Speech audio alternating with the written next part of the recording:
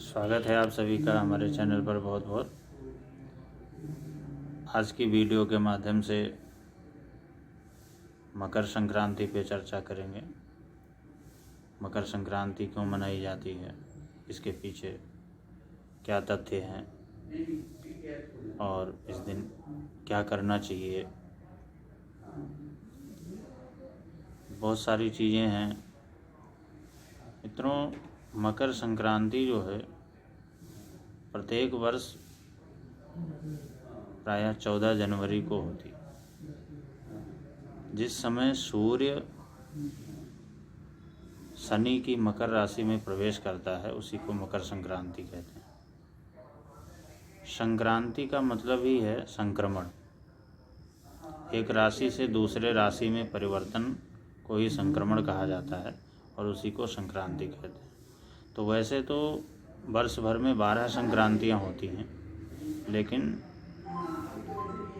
कुछ संक्रांतियों का महत्व तो बहुत अधिक होता है, जैसे वैशाख की मेष की संक्रांति और इस महीने की मकर की संक्रांति। तो मकर संक्रांति मनाने के पीछे कई सारे तथ्य हैं, कई सारे कारण हैं।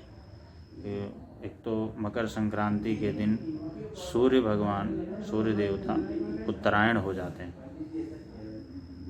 ज्योतिष शास्त्र में वर्ष में 2 अयन होता है, उत्तर अयन और दक्षिण अयन।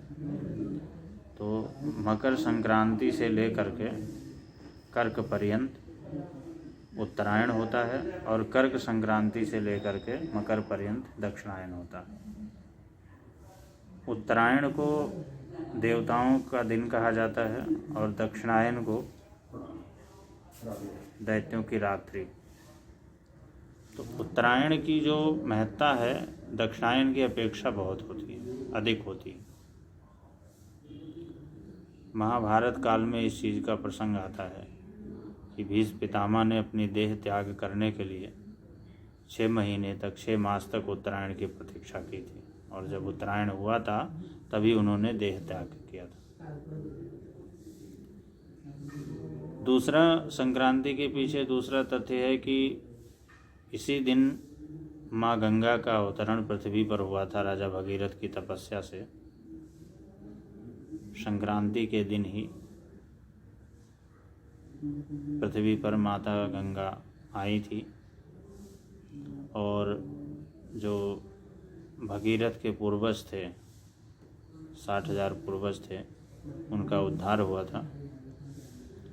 तो इसलिए इसके अलावा भी और कई सारे कारण हैं मकर संक्रांति मनाए जाने के पीछे। इस दिन लोग खिचड़ी का भोजन करते हैं, खिचड़ी का दान करते हैं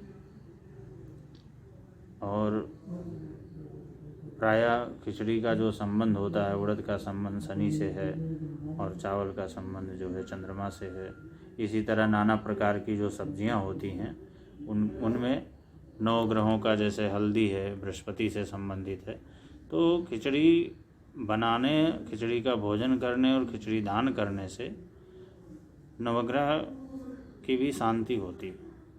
इस दिन खिचड़ी दान की विशेष महत्ता है। गंगा स्नान की भी विशेष महत्ता है और खिचड़ी दान की भी विशेष महत्ता है।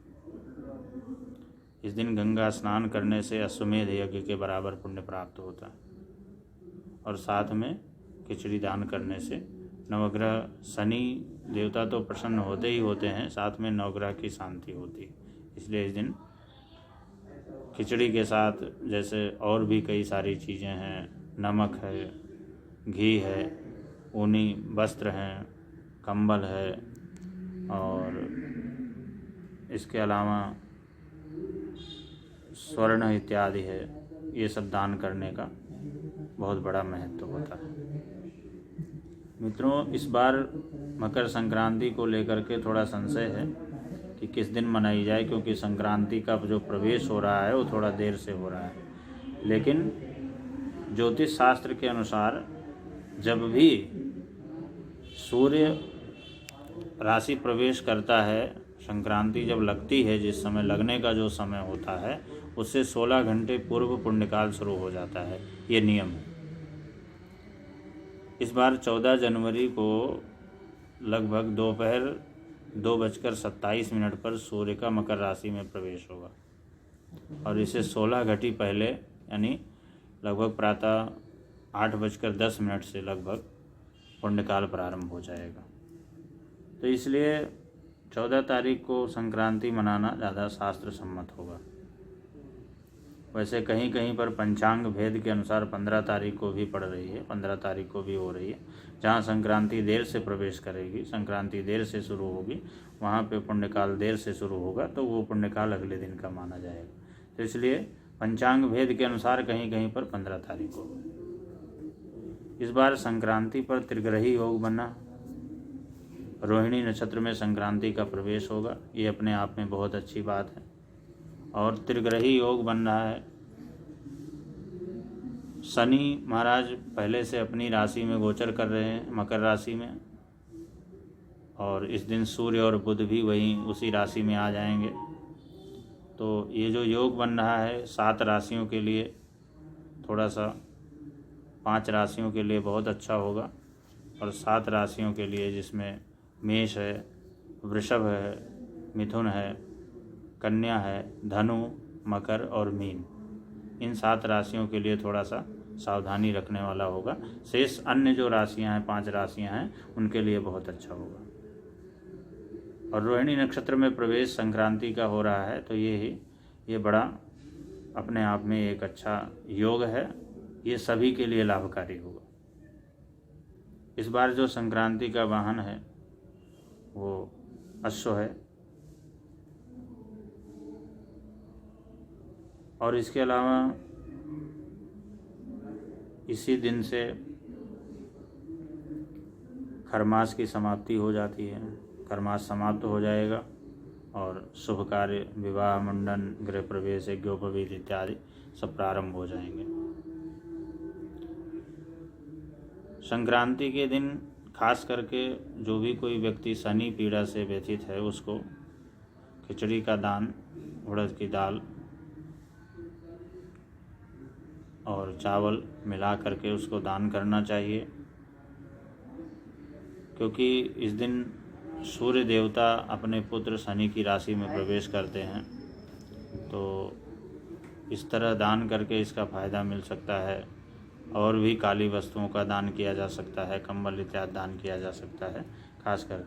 और इस बार की संक्रांति जो है मकर राशि वालों के लिए थोड़ा सा कष्टकर होगी, क्योंकि मकर राशि में सूर्य भी आएंगे, शनि पहले से ही विराजमान है। तो मकर राशि वालों के लिए बहुत ज़्यादा सावधानी बरतने की ज़रूरत है। संक्रांति पर 1 महीने की अवधि होती है संक्रांति की, तो इस दौरान सावधानी बरतें और ख़ास योग है उसका लाभ ज़रूर लें।